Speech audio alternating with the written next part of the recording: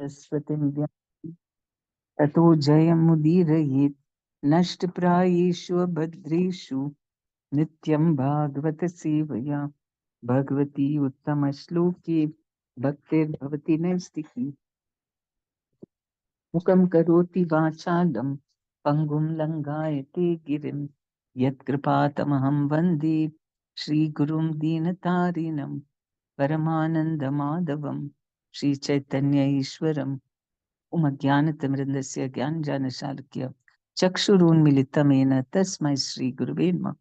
नमां विष्णुपदाय कृष्णप्रेष्ठाय भूतले श्रीमते जयपताकस्वामिनिति नाम्नि नमाचार्यपदाय निताय कृपाप्रदायिनि गौरकथाधामदाय नगरग्राम तारिणि नमां विष्णुपदाय कृष्णप्रेष्ठाय भूतले श्रीमते भक्तिवेदांत स्वामिनिति नाम्नि नमस्ते सारस्वती देवी गौरवाणी प्रचारिणि निर्विशेष शून्यवादी पाश्चात्य देशतारिणि जय श्री कृष्ण चैतन्य प्रभु नित्यानंद श्री अद्वैत गदाधर श्रीवासवती गौर भक्त वृंद हरे Krishna Krishna Krishna Hare Hare Hare Ram Ram Ram Hare Hare.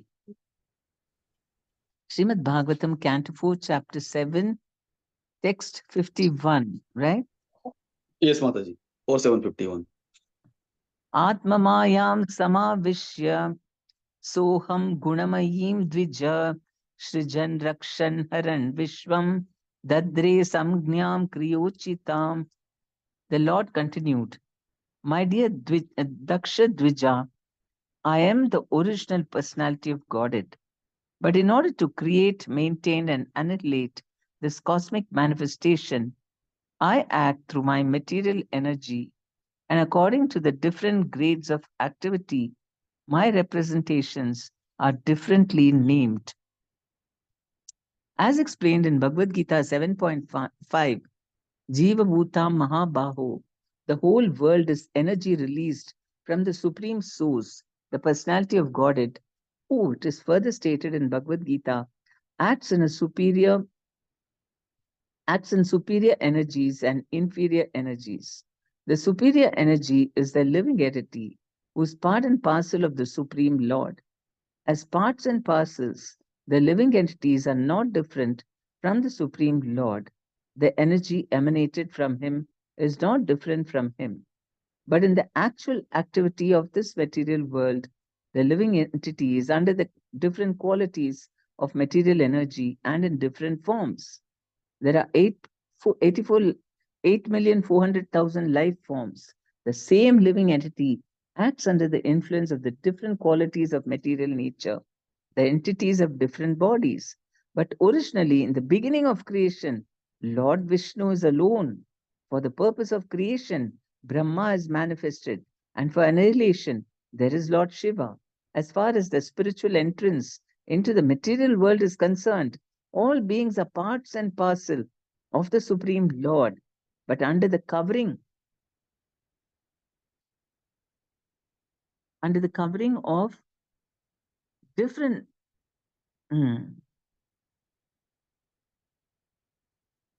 under the covering of different material qualities, they have different names. Lord Brahma and Lord Shiva are qualitative incarnations of Vishnu as guna avatars, and Vishnu with them accepts control of the quality of goodness. Therefore, he is also a qualitative incarnation like Lord Shiva and Lord Brahma. Actually, the different names exist for different directions. Otherwise, the origin is one only.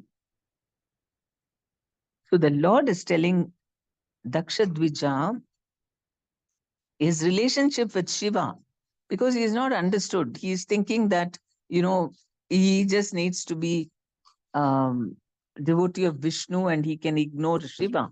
So he's explaining to him, my dear Daksha Dvija, I am the original personality of Godhead, but in order to create, maintain, and annihilate this cosmic manifestation, I act through my material energy.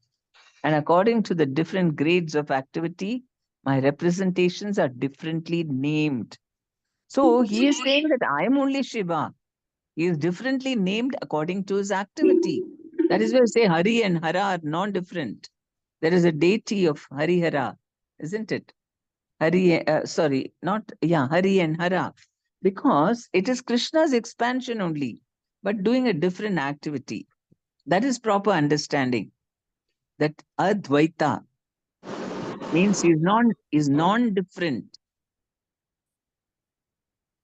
Yes, Mataji, that Yeah. Bhubaneswar and Lingras Dham, that both Hari Hari is there, that Shivling is there in Bhubaneswar, the college Uh, Lingras Dham, and they offer Tulsi also there because Hari and Har both are there actually, and that Shivling is, um, it's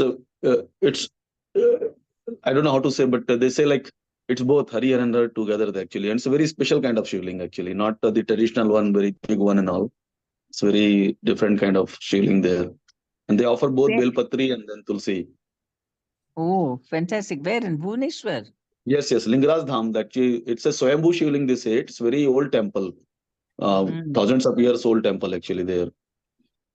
That is the main Shiva temple, na? Aminashi temple. Yes, Mataji.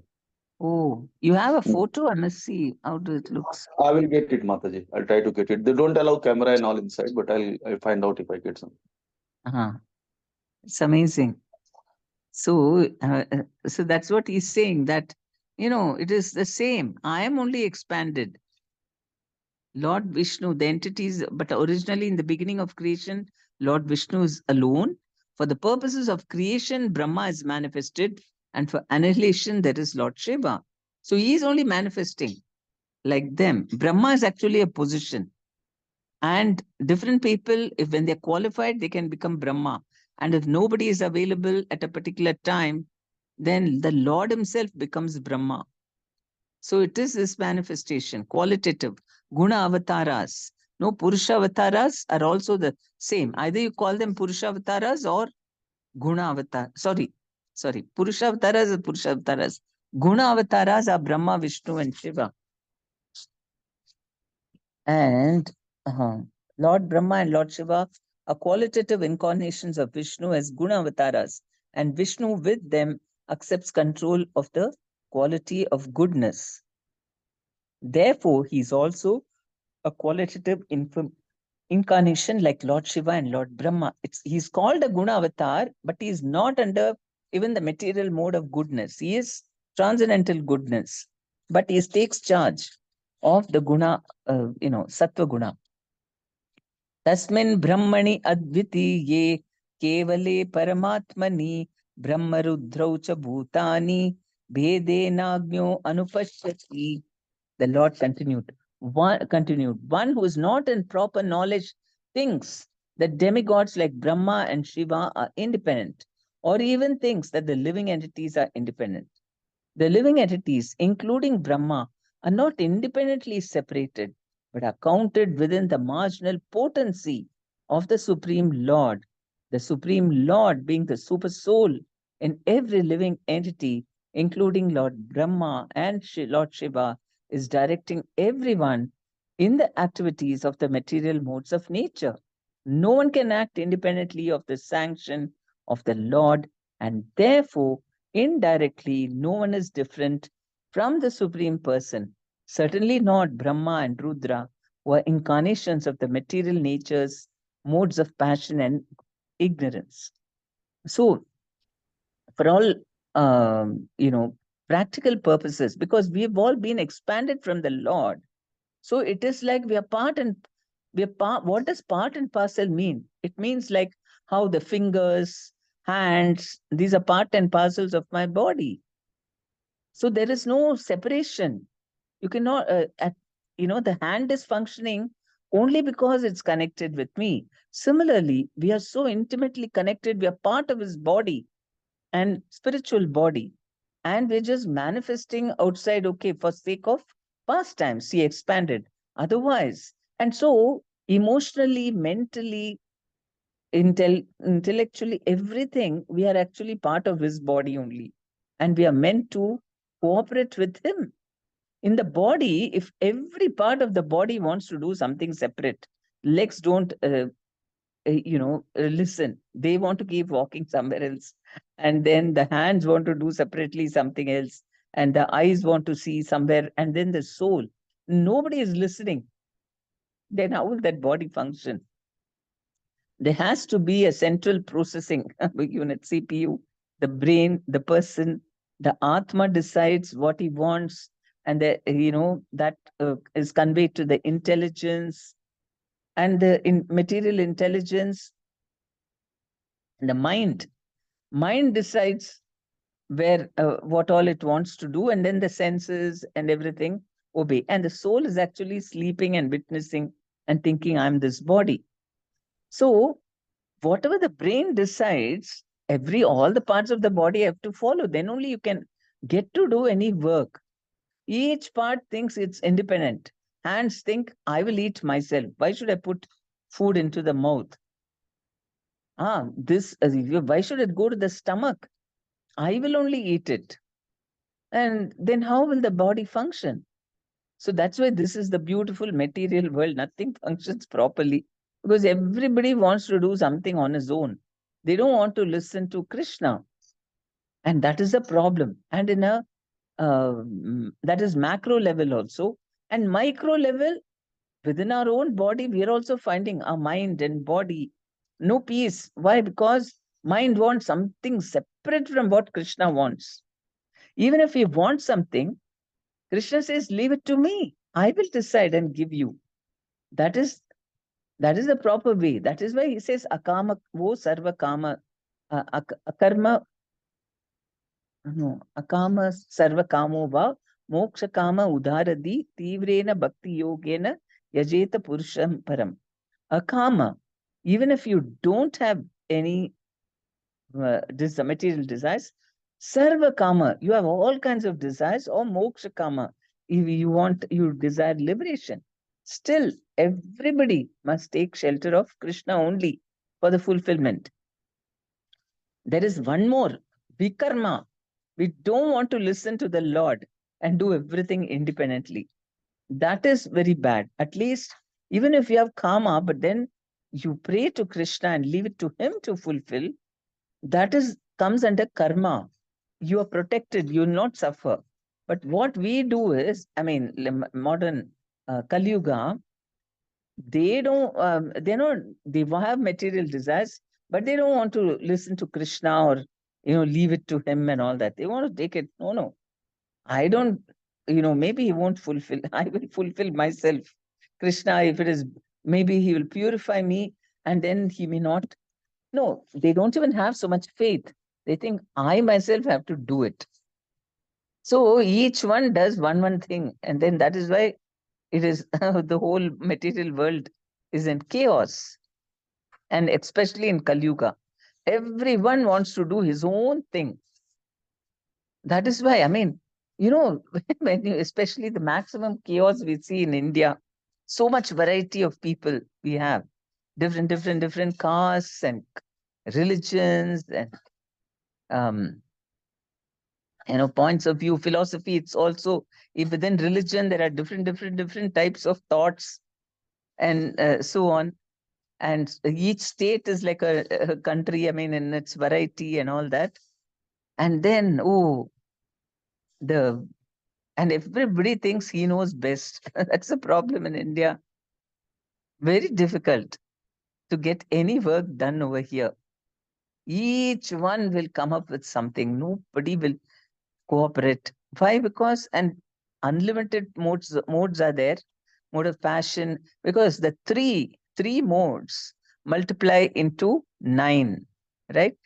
Each mode will have all the 3 modes in it. Like, for example, there are 3 modes, but in everybody there is a different proportion of the 3 modes. Now that again, you can have unlimited permutations and combinations. Okay, so like that, there are 81 combinations, because the gunas, then again, with one particular combination and a little more of sattva guna, a little less, like that, according to the various degrees of the gunas, then there are so many different varieties. That's why we have so many different varieties of people. No two people are alike, because there's such variations in the level of how much goodness, passion, and ignorance we have. So that is why, and Krishna is saying, One who is not in proper knowledge thinks that the demigods like Brahma and Shiva are different, are independent, or he even thinks that the living entities are independent. We are also completely dependent on Krishna. The demigods, those who are doing work for him, Shiva and Brahma, and they are, of course, completely dependent on him. Otherwise, how they can all, they're working together. Whenever there is a problem in the universe, the three of them come together and discuss what to, I mean, they come together, but Brahma and Shiva consult Vishnu because they know, they don't mistake him. Oh, he's also one of us. They know for sure they are dependent. Only that he is in charge of goodness and he's so kindly, he's very democratic that way. Krishna. In the spiritual world, he's very democratic, especially in Goloka Vrindavana. Krishna is very democratic. Everything, everybody can, this thing, because there's so much love and intelligence, knowledge, everything. Then you can have democracy only in such a setup. Otherwise, total ignorance, each one pulling in one direction, oh, total chaos. And the whole idea is Krishna is saying, even Daksha, that's what happened. That's what he's saying. You have not understood properly that Shiva and me are not different. That's why all this problem. Actually, he's a very elevated soul. But imagine he had to lose his head to that extent.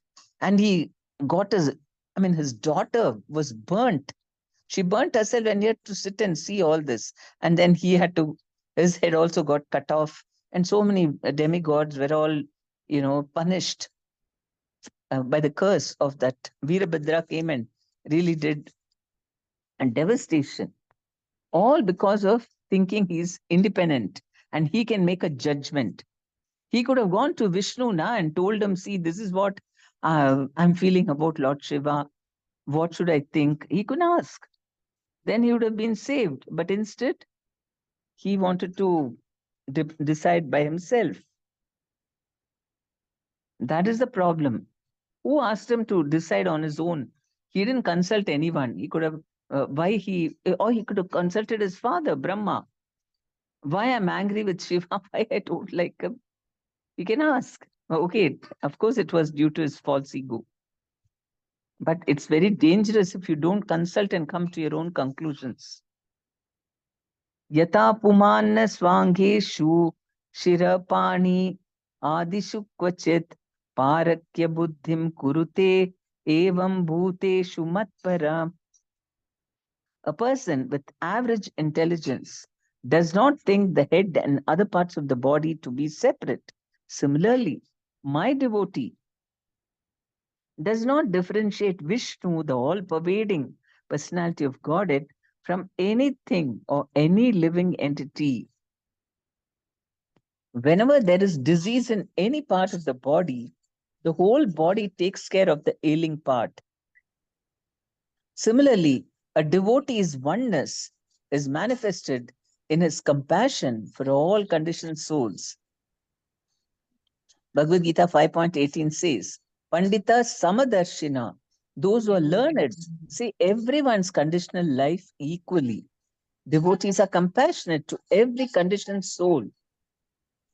And therefore they are known as aparakya buddhi. Because devotees are learned and know that every living entity is part and parcel of the Supreme Lord. They preach Krishna consciousness to everyone so that everyone may be happy. If a particular part of the body is diseased, the whole attention of the body goes to that part. Similarly, devotees care for any person who is forgetful of Krishna and therefore in material consciousness.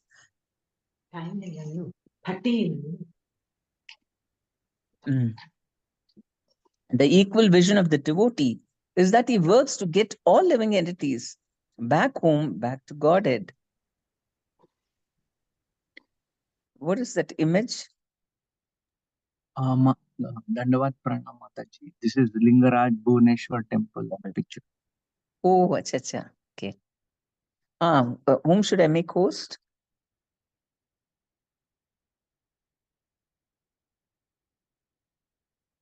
You want to share it? Or you've sent it in this? Shared in chat, Mataji. Chat. Oh, in chat. Okay. Ah.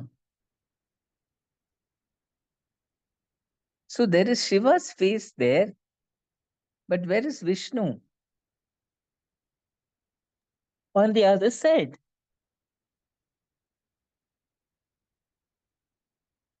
Self-manifested. Yeah, I think that Shivling is not that big, Mataji. I've seen that one. I'll send you. I'll find out something actually, because I was also googling it, but I'm not finding the exact one. Hmm. Shivling is very small actually. It's not like the big like Mahakal, Ujjain, or anywhere else. It's a small Oh, one. Yeah. okay. Okay. Hmm. Trayanam. If a particular, this is the very good analogy.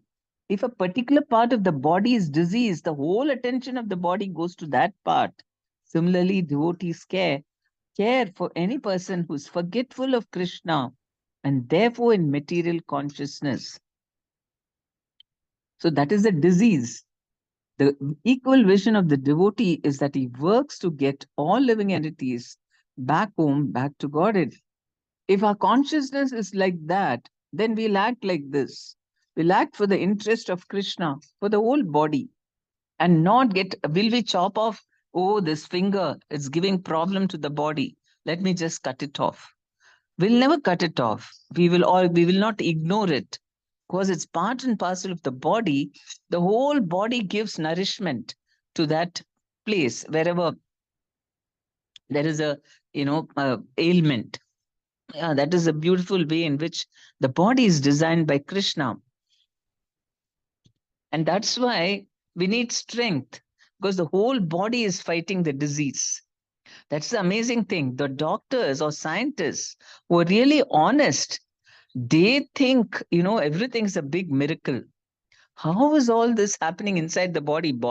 Doctor is not doing anything much. He's acting as if body is a dead, organism, and they just, cut open or they give medicines and all that.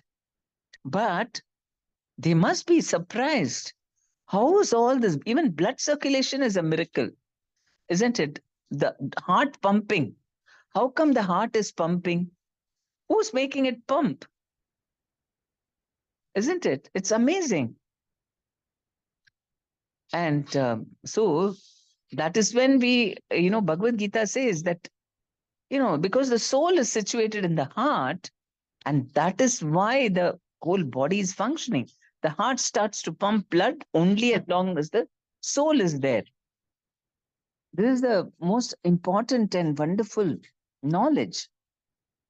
And this is not being taught in schools. I hope shortly everybody will teach all these things. That's why Bhagavad Gita is so important. If we teach the children how this heart is functioning and how the Atma is there, just imagine how brilliant they'll become. Amazing. I mean, all the lack of knowledge is only making us do all stupid things.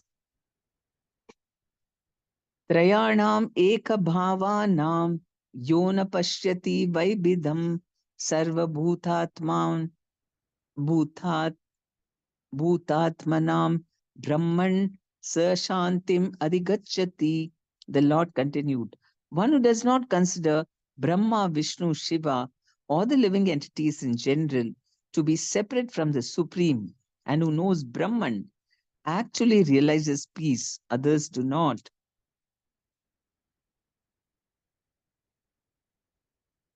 So, very valuable thing.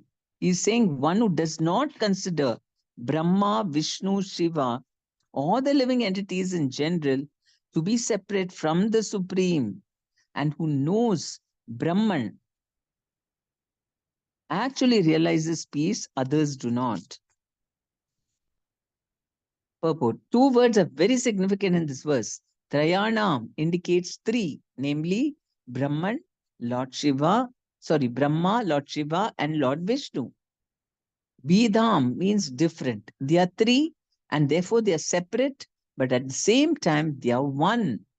This is the philosophy of simultaneous oneness and difference, which is called Achintya Beda Beda Tattva. The example given in the Brahma Samhita is that milk and yogurt are simultaneously one and different. Both are milk, but the yogurt has become changed.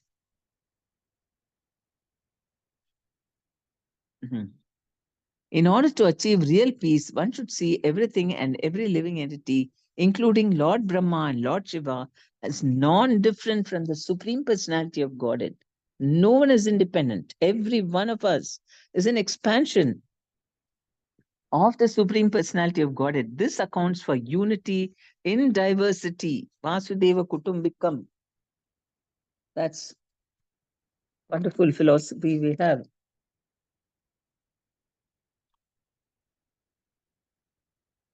There are diverse manifestations, but at the same time, they are one in Vishnu. Everything is an expansion of Vishnu's energy. Vasudevam Sarvamiti. Samahatma Sudurlabha. So, this is the truth.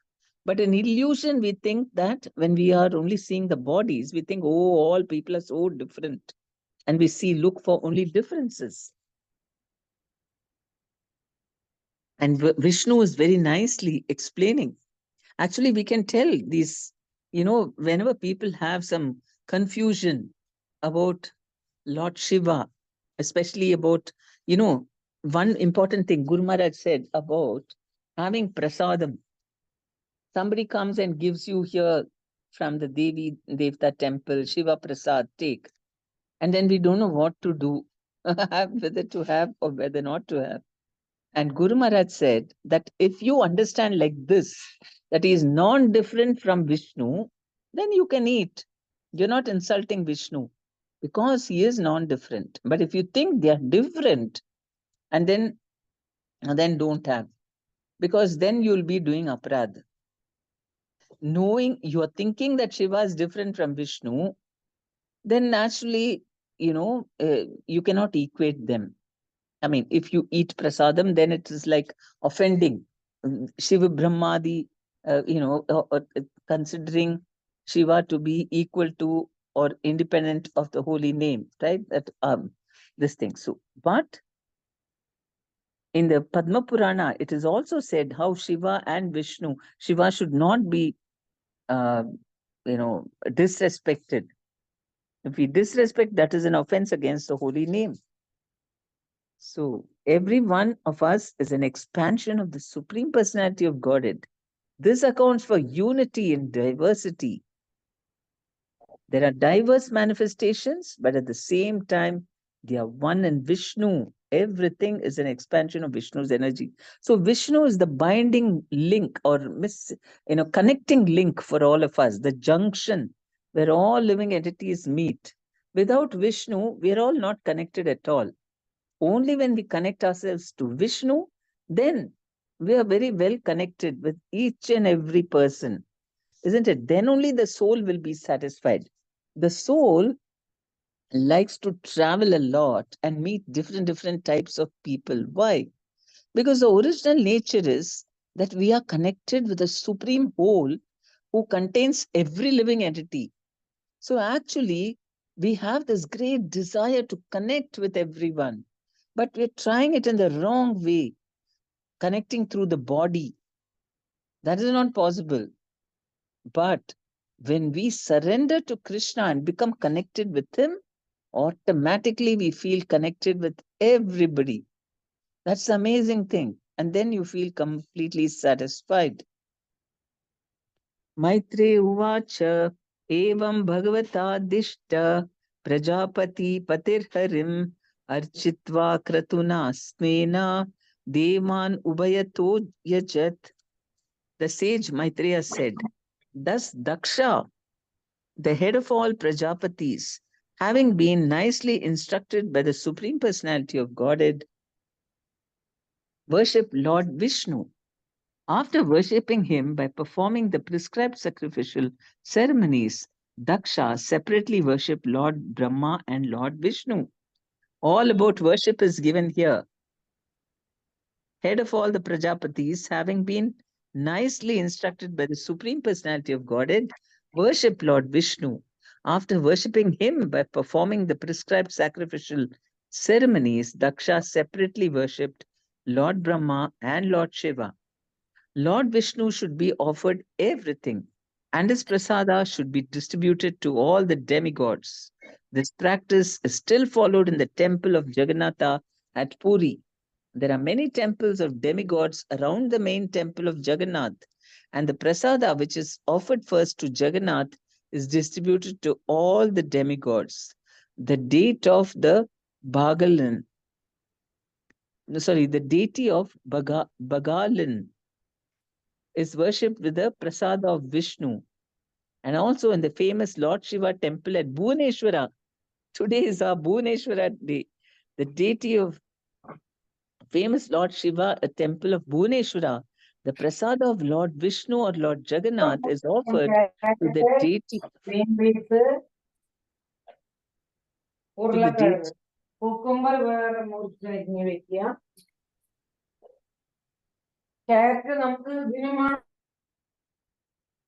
The deity of Bhagalin is worshipped with the prasada of Vishnu. And also in the famous Lord Shiva temple of Bhuvaneshwara, the prasada of Lord Vishnu or Lord Jagannath is offered to the deity of Lord Shiva. This is the Vaishnava principle. The Vaishnava does not deride even ordinary living entities, including the small ant. Everyone is offered proper respect according to his position. The offering, however, is in relation to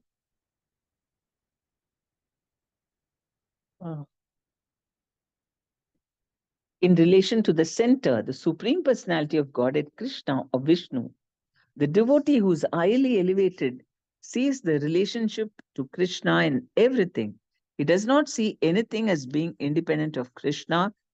That is his vision of oneness. So everybody is connected to Krishna, and when we are surrendered to Krishna, okay, Krishna, whatever this person is not doing, externally, if you see, in illusion, maybe this person is not very, is giving me pain, or I don't like him, or whatever. Maybe he's really got some problems, whatever. But that is if you see through the external vision. But the internal vision is that everybody is a part and parcel of Krishna. And so, if we think like that and then we don't get agitated, that is the vision of oneness. Rudram cha, that is liberation. Rudram cha svena bhagena hi upadhavat samahita karmano dhava sanena somapan itaran api udavasya sahar bhi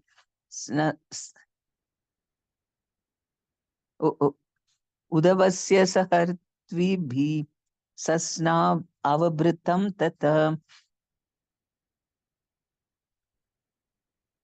With all respect, Daksha worshipped Lord Shiva with his share of the remnants of the yajna. After finishing the ritualistic sacrificial activities, he satisfied all the other demigods and other people assembled here. Then, after finishing all these duties with the priests, he took a bath and was fully satisfied.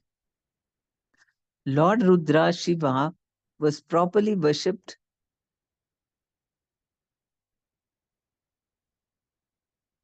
with his share of the remnants of the yajna. Yajna is Vishnu, and whatever prasada is offered to Vishnu is offered to everyone, even to Lord Shiva.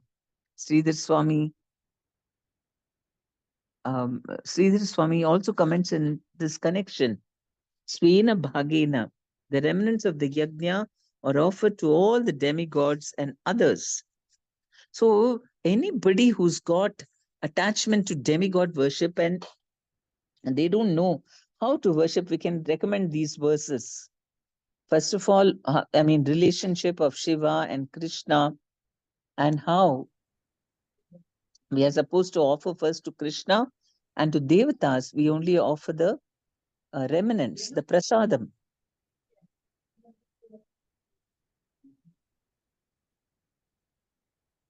Tasma api anubhavena svenai vaptaradase dharma eva matim tatva tridash tridashaste divam yayu. Thus worshipping the Lord Vishnu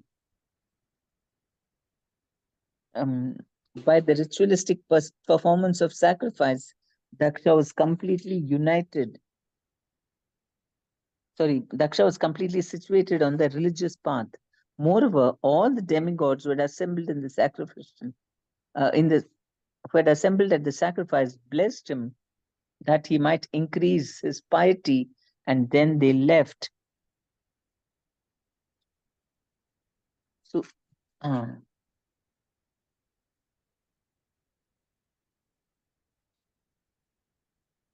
although Daksha was considerably advanced in religious principles, he awaited the blessings of the demigods. Thus, the great sacrifices conducted by Daksha ended in harmony and peace. So, because he thought, he is independent of the demigods. It is just pride and puffed upness where you think, I don't need this person, I don't need that person. Now I don't have to listen to anyone. I mean, why do you have to do that? We can respect everyone, and then, of course, then only Krishna is happy. Then our work will not be fully perfect. That is why we have to act always trying to keep it. I mean, not that we appease people, but appease people, which is not what Vishnu wants. Everything according to Vishnu. If people are saying something different from what Vishnu wants, we don't have to appease them. But we should never think that they are independent of Krishna, so I don't need to bother about them. We can see them, how they are also connected to Krishna, and so we respect them. Even somebody was asking, what about relatives? What about relatives and all who, in fact, are not quite inimical to our Krishna consciousness and criticize us and all that, or give us wrong advice, do this, do that, they love to give advice. So what do we do? Should we withdraw from them? And then people say we are very aloof. So Prabhupada gave a nice methodology how to deal with family members who give a lot of advice to us. He said, yes, sir, yes, sir. See that? Yes, sir, say yes, sir, and don't listen to it. Just one, iskan say uskan. This, just do that, because for that is diplomacy. You don't have to fight with them. They suppose you have something is not working and they say this chanting Hare Krishna alone is not enough. I'm telling you, you go to the Bhagavati temple or go to Shiva temple. They may say like that. Then we get very disturbed. Oh, why did they say like this? I'm not going to talk to them. I will not move with them. Who said you have to follow them? Prabhupada's philosophy. Okay, fine. Thank you. They're saying with some concern now.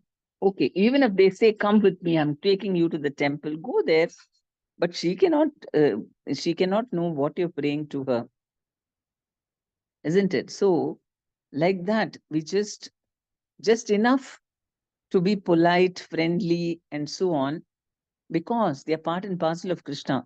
See, we shouldn't do, I mean, it also makes a sense that honestly, why should you hurt anybody? But more than that, spiritually also we'll make advancement if you understand that they are also part and parcel of Krishna. And they are in ignorance, but whatever they are trying to say something, okay, I don't want to offend them, but you don't have to follow them.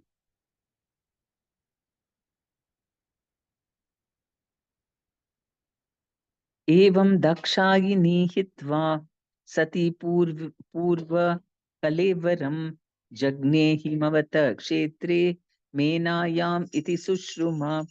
Maitreya said, I've heard that after giving up the body she had received from Daksha, Dakshayini, his daughter, took her birth in the kingdom of the Himalayas.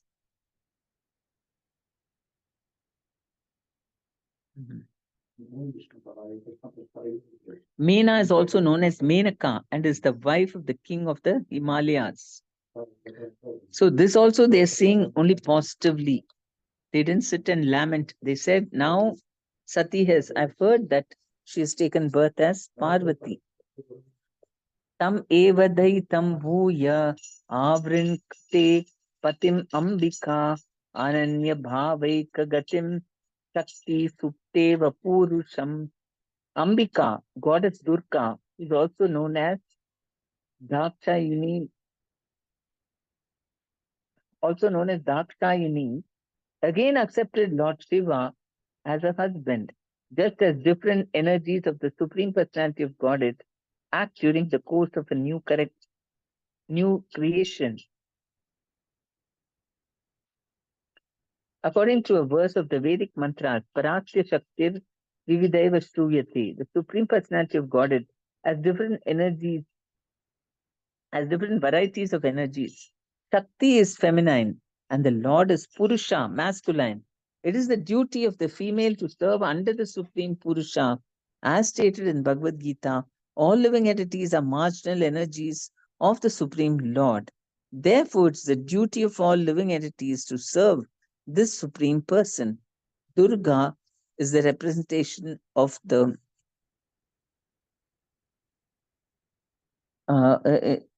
Durga is the representation. Sorry, as stated in the Bhagavad Gita, all living entities are marginal energies of the Supreme Lord. Therefore, it's the duty of all living entities to serve this Supreme Lord, Supreme Person. Durga is the representation in the material world of both the marginal and external energies. And Lord Shiva is the representation of the Supreme Person. The connection of Lord Shiva and Ambika or Durga is eternal. Sati could not accept any husband but Lord Shiva. However, Lord Shiva remained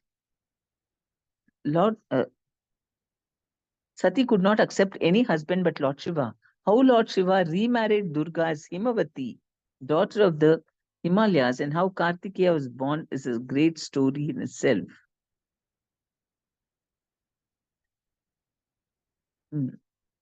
Ambika, a goddess Durga, who is also known as Dakshayini,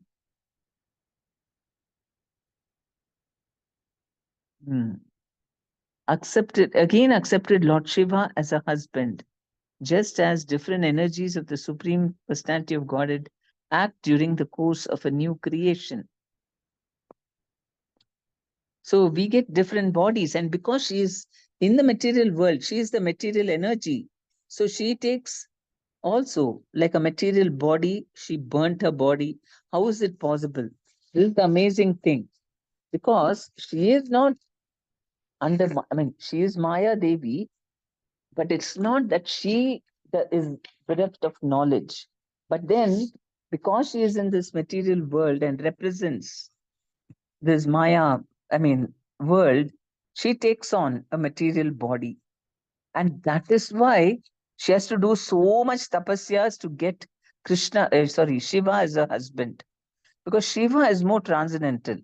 Whereas Maya Devi is of this, she's completely it's her energy which is bewildering everyone. And so when she burnt her body, then she immediately took, she was born to Himavati, to Menaka and Himavan.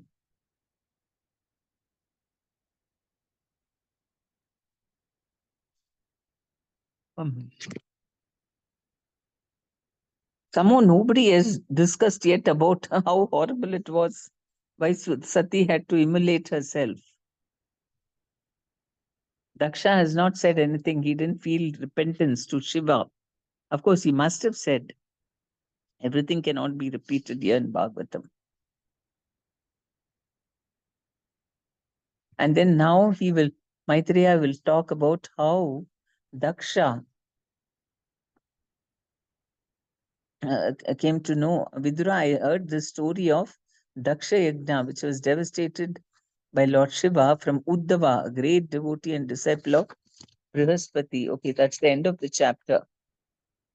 Oh, that is the last verse. Maitreya said, "My dear Vidura, I heard the story of Daksha Yajna, which was devastated by Lord Shiva, from Uddhava, a great devotee and a disciple of Brihaspati." And then the last verses, the great sage Maitreya concluded, "If one hears and again narrates with faith and devotion this story of Daksha Yajna as it was conducted by the Supreme Personality of Godhead Vishnu, then certainly one is cleared of all contamination of material existence, O son of Kuru." Because the greatest contamination is what? False ego. And by hearing this story, we understand, your false ego is so terrible, I don't want to have it. Finished, all our contamination is gone. And especially for devotees who are following everything, they're doing a lot of services, preaching, everything.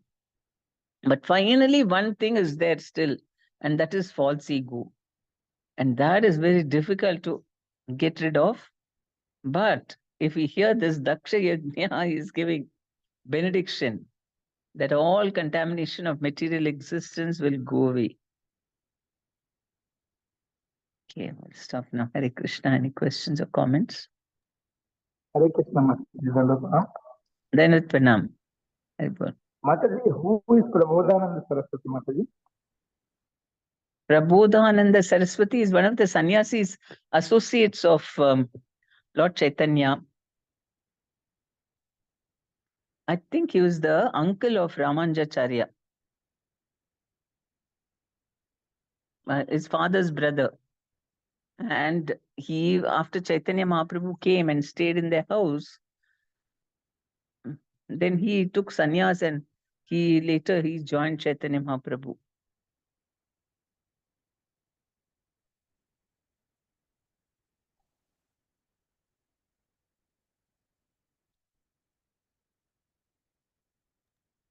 Any description about them, Mataji? What? Any description On? Prabodhananda Saraswati. Why today something of his appearance or disappearance?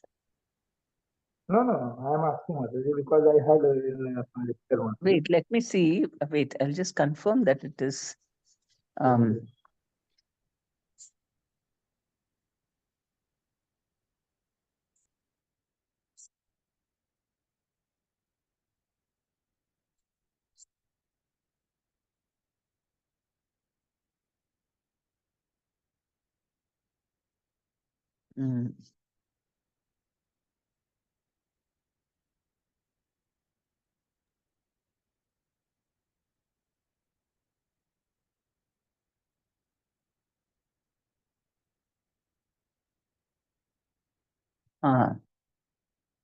Okay.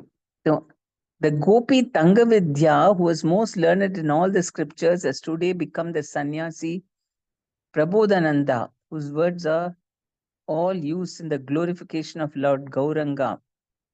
So Tangavidya, the Gopi Tangavidya, was most learned in all the scriptures, has today become the sannyasi Prabodhananda. Venkata Bhatta, it's correct. Same.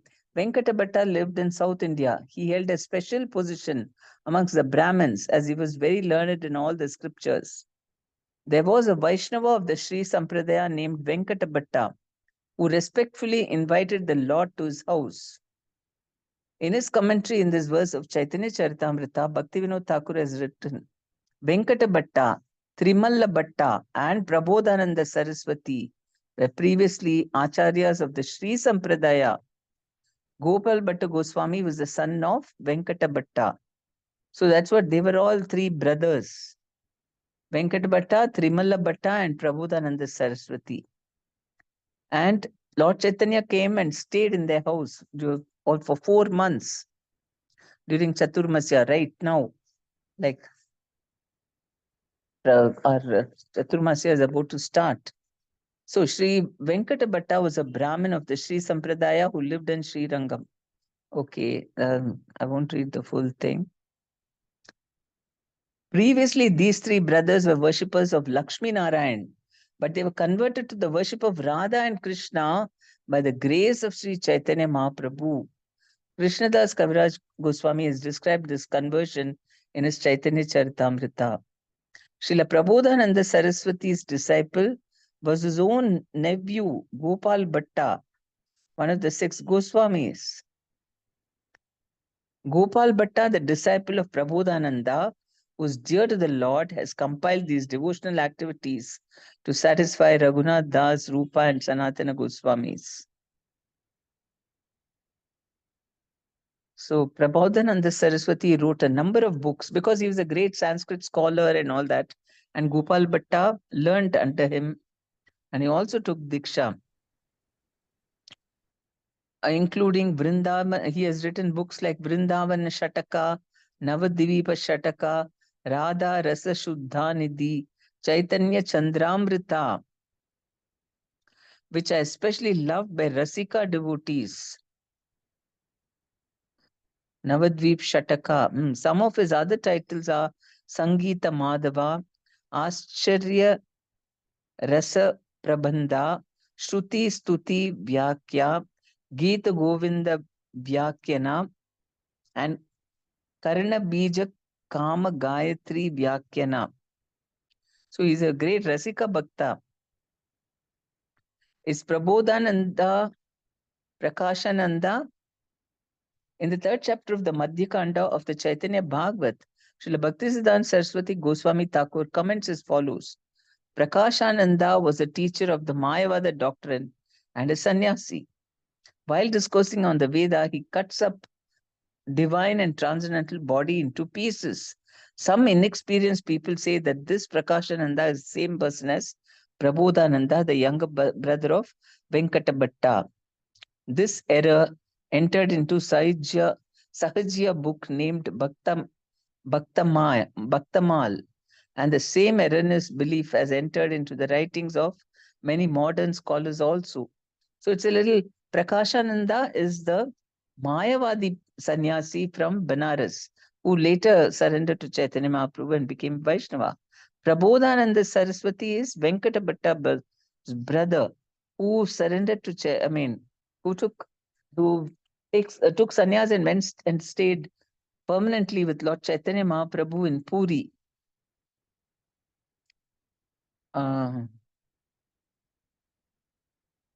And Ashutosh Dev has written under the rubric Prabodhananda Saraswati, a Vaishnava philosopher whose real name was Prakashananda. No. Chaitanya Dev gave him the name Prabodhananda. Whatever his name, he is not that Mayavadi sannyasi.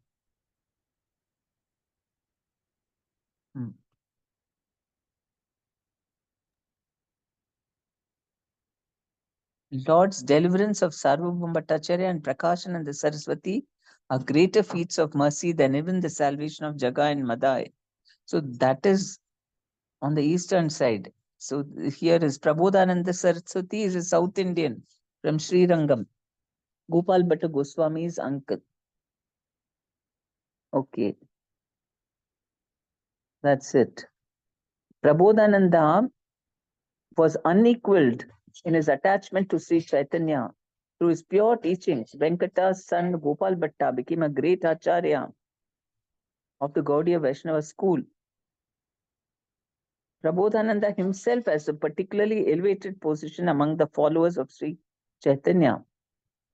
Kavi Karnapura has identified him as Tanga Vidya in his Gaura Ganodesha Deepika. So that is very wonderful. In the Haribhakti Vilasa, he is identified as Gopal Bhatta Goswami's guru and as extremely dear to Lord Chaitanya. In the Bhakti Ratnakara, the following passages about him are found. Some people glorified Prabodhananda's virtues, and thus he was given the title Saraswati, by which he was known everywhere. Sri Krishna Chaitanya is the Supreme Lord and Supreme Absolute Truth. He was so dear to Prabodhananda that even in his dreams he knew nothing else. Prabodhananda was greatly renounced. He was affection incarnate and handsome, as well as being a great poet, an expert in singing, playing musical instruments, and dance. Everyone's joy increased on hearing him speak. These are some of the unlimited glories of Prabodhananda Saraswati.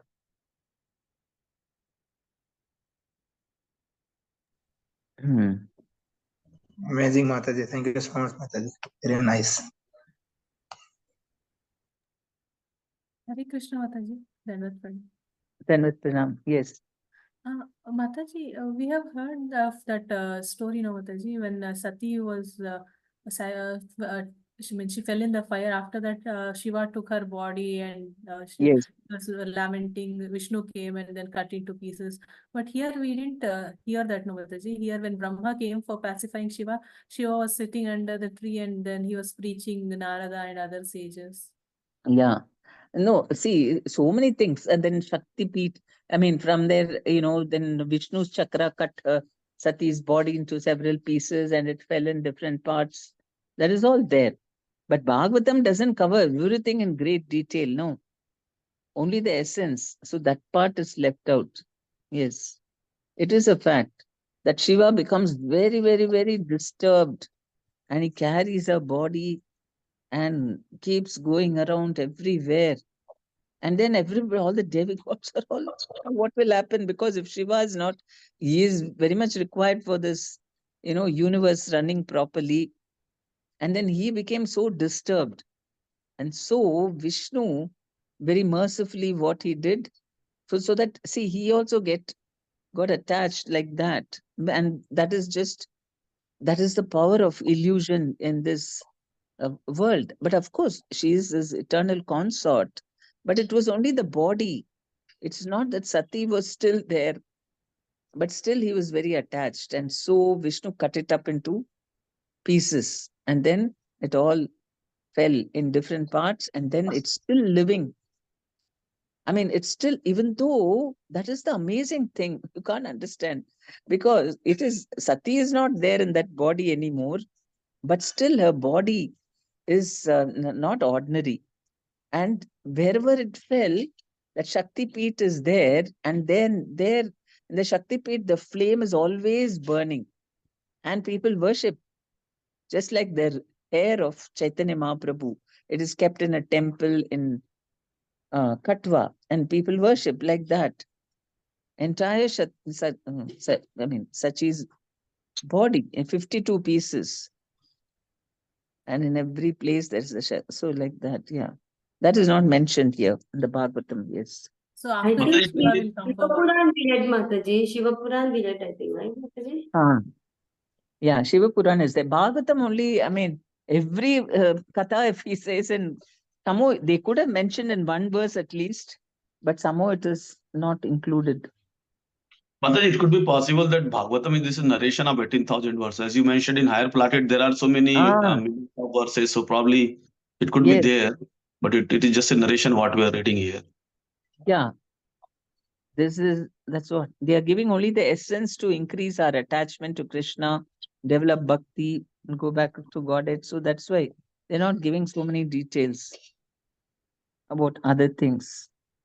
And then we can read the other Puranas for that. But first let's read Bhagavatam perfectly, then we can read other Puranas just to know. Because everyone is connected to Krishna. And we can read afterwards if we feel that, but it's not even required. To go back to Godhead, just these two books, if we know perfectly, more than enough. But then we are curious now, okay, what happened to Lord Shiva? Then what happened? Then it's interesting. We can read, not a problem. Mataji, Pranam, Indulekha here. Yes, Sindhu. Mataji, in this Ganodesha, no, in that only that it is mentioned, no, who are the associates of Chaitanya Mahaprabhu. So, who wrote that, Mataji? Gaur Kavi Ganodesha. Karnapura. Kavi Karnapura is the son of that devotee who was arranging all the tours now between Bengal and Orissa, starting with S. What is his name? Shivananda Sen, Mataji. Shivananda. Shivananda Yes. Sen. Shivananda Sen's son is Kavi Karnapura, and he wrote the Gaura Ganodesha Deepika. So Mataji, how do we, not as a doubt, but how do we authenticate that book? Like, how did he get that knowledge, or how was he empowered to know all that? Because of being a great devotee, everything is revealed from within his heart by Krishna. Even Vrindavan Das Thakura, he says, I didn't write this. Or even Chaitanya Charitamrita, Krishna Das Kaviraj Goswami says, I didn't write this book. Nityananda is sitting inside my heart and telling me, directing me to write. So I wrote. How will he know every small thing, what the Lord is thinking, what he did how will somebody, that too Vrindavan Das Thakura was born after Chaitanya Mahaprabhu left this place. So he had never seen even Chaitanya Mahaprabhu, and he wrote the book. How did he write? Because he didn't write it. Correct. And then we later on get to know that Bhaktivinoda Thakur is Kamala Manjari and all that. So all that later on, who mentioned and who was? No. Bhaktivinoda Thakur himself, I mean, during his lifetime only it was revealed that he is Kamala Manjari. Okay. So he himself revealed he is Kamala Manjari. Huh. Okay. Understood, Mata. So this was there in my mind for some time, that who said Kamala Manjari like that. So okay, Mata. Thank you so much.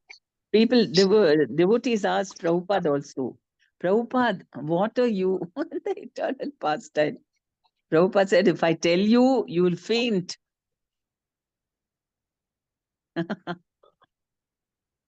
So he never revealed? No, we know that he is a Gopa because, I mean, he's a friend. He's there because he said, what really pleases me is just to put luglus in my pocket and go along with cowherding with Krishna. He said he didn't want all this in intimate things. He revealed to some of his disciples, and that Krishna told him, go to the material world, and he said, no, I don't want to go. He said, no, you go, I will do everything, you simply go there. So he said, I like to just go around with the cowherd boys with the luglus in my pocket. So, but it doesn't mean he's restricted to only that relationship, because we know that Balrama has got all relationships. So rasas. So this rasa he revealed, but who knows what all expansions he has. We all ourselves also can have all 5 rasas with Krishna if we want. So Prabhupada, we don't know, but because he's very, very special and he's predicted by Lord Chaitanya and the Bhavishya Puran that my Senapati Bhakta will come and take. I only spread it all over India, but my Senapati Bhakta will come and take it all over the world. Who can be Krishna's Senapati? Who's Commander-in-Chief of Chaitanya Mahaprabhu? Who's that? Balaram. Chaitanya Mahaprabhu's Commander-in-Chief. Nityananda. I don't know. This is just this thing.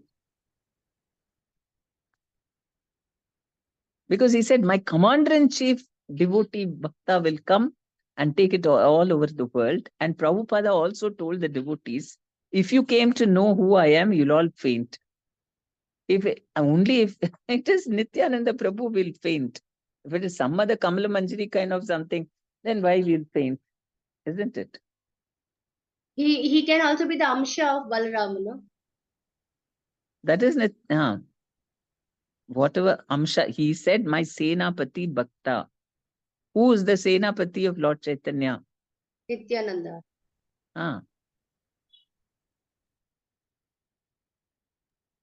So I don't know. I've heard. What? Okay, Mataji, continue. I've heard some Gaudiya Vaishnavas, that is his god brothers and all, call him Nityananda, this thing, but that may be Nitai Kripa Pradayini, like that, maybe. We cannot be sure. But anyway, that's what we can just internally think like that, but we should never go around telling people like that, because it's not Mataji, someone can we extend this also to say that, like, Prabhupada acknowledged Guru Maharaj to be Parshad of Chaitanya Mahaprabhu, and Prabhupada, at the spiritual level, they are all all spirit souls, so they don't have see like, how you're changing. Prabhupada never said he's Parshad. He may be, but Prabhupada never said he's Parshad. He just said he's an associate of Lord Chaitanya. okay. So this is a good thing to ask. Okay. So we should not say it this way. No. Where did he say he's Parshad and all? He may be. I'm not saying he's not. But Prabhupada never told. So we should only repeat what he said. He Okay. was an associate of Lord Chaitanya. Okay. Hare Krishna, Mataji. Mataji. Hare Krishna. Mataji, Ryan Chaudhary this side. Mataji, Yes. actually, I had a doubt while you were I joined it for the first time today, and while you were teaching, you used a particular term that a devotee who was Mayavad, he actually Hmm. became a devotee of Chaitanya Mahaprabhu, if I'm not wrong. So, Mataji, what it means by Mayavad? Mayavad is an impersonalist who says that there is no personal form of God, and then Brahma Jyoti is the ultimate. That because Krishna is all pervasive, God is all pervasive, so they can't understand that how God can have a form and also be all pervasive. So they say that in the ultimate issue, God is impersonal. He does Nirakar. And then we also go and merge in that Nirakar and become God. So this is Mayavada philosophy. And they say whatever forms you see here in the material world is all Maya. Everything is Maya. And this is a transformation of that Nirakar Brahman. So that is Mayavada. And that is completely condemned because they only negate material, but they don't know the positive side of Brahman, which is Saguna Brahman.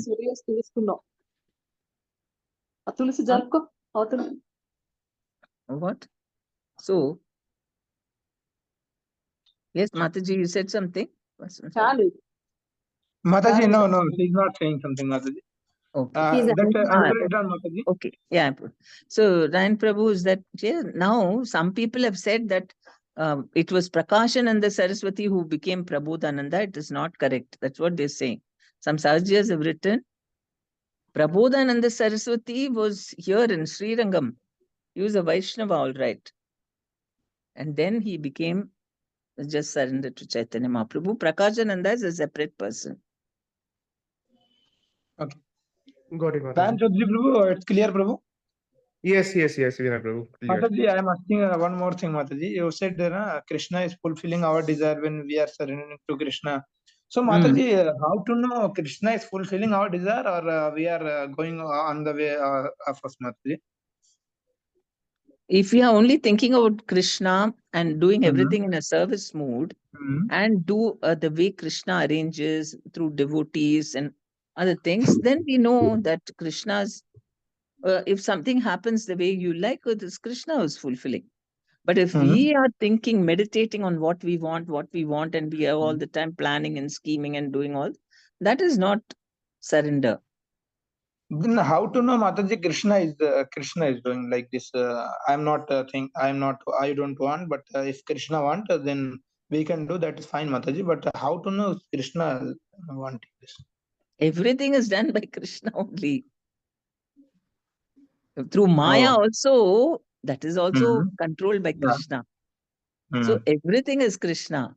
So when we forget him, all the things that, whether you remember Krishna or not is the thing. If something is happening and you forget Krishna, then we are in Maya. But you remember Krishna when something is happening and you're very grateful to him and you do it in a service mood, then it is Krishna. Okay, Mataji. Got it. Thank you, Mataji. Okay. Hare Krishna, Mataji. Hare Krishna. What is the difference of Parshad and Goswami?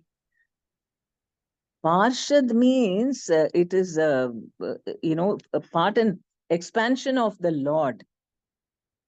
And Goswamis are ordinary, jivas, not ordinary, but they're jivas, living entities. They're not like Vishnu Tattva. That's the difference.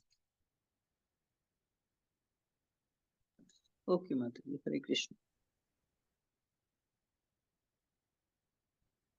So, Hare Mataji, Krishna, Hare Krishna, Mataji. please accept my humble obeisances. Yes, Mataji, please quick accept. question. See, you said, we should consider, Mother Parvati and Shiva and everybody is like kind of an expansion of Vishnu. Not exactly expansions, but we should treat them, anything that, let's say, prasadam or anything that comes is actually we should fully respect it, right? Now, some people offer, what is that, Devi has to come and all of those, Shiva, to Lord Shiva also a lot of praise and all that, but they don't really, or sometimes they also come to Vishnu temples. So how should we behave with them? Not behave in the sense, how should we treat them? Should we Treat- encourage them to continue doing it? Doing what? See, they would be attending programs where only Mother Devi is being worshipped, or programs like Devi Astakam. They do weekly, weekly programs for Mother Durga and all of those, like including Kali prayers during Vijayadashmi. See, So in the- they are. and they're coming to our programs also, right? Yes, yeah. They randomly come to programs also. Yes. Randomly you Not can't do anything. Slowly, if you have to take them to a Bhakti Vriksha, and there, we read Prabhupada's purports, isn't it? Everything is taking us through all that different topics and all are there. And not only that, we do book reading with them. Then Prabhupada is already preaching everything. So they will come to know slowly that, oh, Devata, there is a difference. And then what I'm doing is not correct. Then they'll have doubts and slowly they will, once they become strong, they start chanting and doing seva here, they'll get the intelligence and the detachment to understand things. And then they will completely, accept Krishna consciousness. So the end So goal in is this- that they can stop doing all those different worships and just chant Hare Krishna, right? That's it. No. First they chant Hare Krishna, then gradually they will get the strength even to accept the truth, because they are very attached to the particular. Naturally, if they're worshipping them, and because their family is also worshipping, then Guru Maharaj said, don't break the faith of anybody first. If they have faith in someone, let them have that faith. At least they have faith in something. And then we just add. We say, okay, now you take shelter of Krishna also. You start chanting Hare Krishna mantra and then about Chaitanya Mahaprabhu, let them add. Then slowly Krishna will give them, Krishna will enter their hearts. He is the one who's given them faith to the Devi Devatas. He says, Krishna says in the Bhagavad Gita, I only increase their faith in a particular Devata. So we put Krishna back into them. Krishna will make sure then he will arrange, okay, now you don't take faith in them, have faith in me. He will do everything. Which means by the time actually if they come to a status of, let's say, initiation, that means they would have given up all those different process and follow only Krishna consciousness and chanting, right? Yes, for initiation, they have to have clear knowledge and attachment. By that, till you reach that stage, they go through different stages. Now, first we tell them, okay, if they start worshipping Krishna, but they're also attached to Devi Devata. So we say, okay, but you put Krishna on top and put Devi Devatas below. And then the next stage will be they feel only Krishna, that is enough. I don't need to worship all of them. But at the same time, I don't want to, I'm also like quite a little attached still to them. Then you ask them to put it in a separate altar or something and just give the prasadam of Krishna. Then after that, when they feel, no, now I'm fully only for Krishna, give the Devi Devatas to someone else for worship. So they go through this steps. How fast they go, that each person is different. But before initiation, they must come to this clear understanding that only Krishna I have to surrender. I can't just be attached to so many people. That is not correct. Krishna says, surrender unto me only. So initially, they may not be able to do that. So we allow them bit by bit. Let them take Krishna, because only Krishna resides in the heart. Paramatma, he says, I am only residing in everyone's heart. But he says that those who are not ready to surrender to me, I increase their attachment because they're attracted by some devata. I increase their faith. He only is doing everything. So when they want to surrender to Krishna, they should understand that only Krishna is there, Paramatma, not other people. They are all what they are. They are connected to Krishna, but I'll respect them. But my complete surrender is only to Krishna. They should be convinced of that. Thank you, Mataji. I think that clarifies my doubt. Okay, go for. Mataji, one more thing, like this is mentioned, like if a particular part of the body disease, the whole attention of the body goes to that part. So devotees who care of any person who is forgetful of Krishna, they think those other people as a part of the body, and then whole. That's how it is, Mataji. It is the right. Yes, in two things, everybody is part of Krishna's body. So we care. I mean, if somebody has got a problem, they've forgotten Krishna, we try to give them care so that they can be cured. And because, and then otherwise, also in the community also, if anybody is having a problem, either with regarding to surrendering to Krishna or some anartha, whatever, everybody should help in helping this person come out of it. Yes, Mataji. Just like a disease part of the body, the whole body take care same way. Yes. They all like devotee think of them also as a disease part of the body, and then whole body develops that support system. Yes. Okay, Mataji. Thank you, Mataji. That is why when we are curing some part of the body, they also give vitamins and all now. Nourishment, they say eat well, all that's one part of the body is something has happened. Why though? We should give nourishment to the whole body because the whole body is involved in curing that. So we need to be healthy. That conviction should be strong, Mataji. Like when we go and meet, our devotees meet, like they think others also as a part of the body itself, right? They don't think them as a non-different. They think, oh, they are the part of the body and I should work to fix that one. Yes, that should be the mood that everybody has got anarthas. Who doesn't have? We have to help one another to remove that. Thank you, Mataji.